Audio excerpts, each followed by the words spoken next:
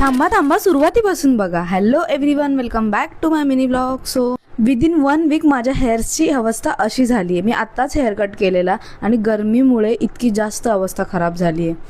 नेहमीप्रमाणे सकाळची सुरुवात झाली आहे एक्सरसाइजपासून. सो दिवसेंदिवस गरमी इतकी जास्त वाढत चालली आहे की हालत खराब झाली आहे यार. सो सकाळी मस्त कामं वगैरे आटपली आणि बरेच लोक मला विचारतात की कामं कशी होतात तुझ्याकडून एवढी. अशी कामं करते मी, मस्तपैकी गाणे लावायचे आणि कामं करायचे. दुष्काळात 13वा महिना जस्ट कामं करून झाले होते आणि लाईट गेली. त्यानंतर फायनली 1.5 तासानंतर लाईट आली आणि काल मी हे पिलग्रीमचे शॅम्पू ऑर्डर केलेले तेच आलं होतं पार्सल.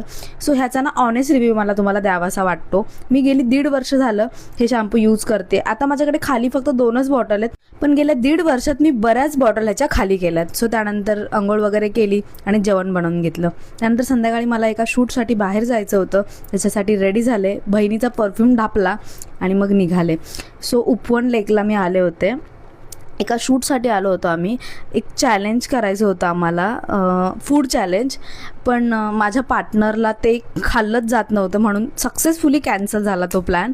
त्यानंतर मग संध्याकाळी आम्ही बाहेर आलो.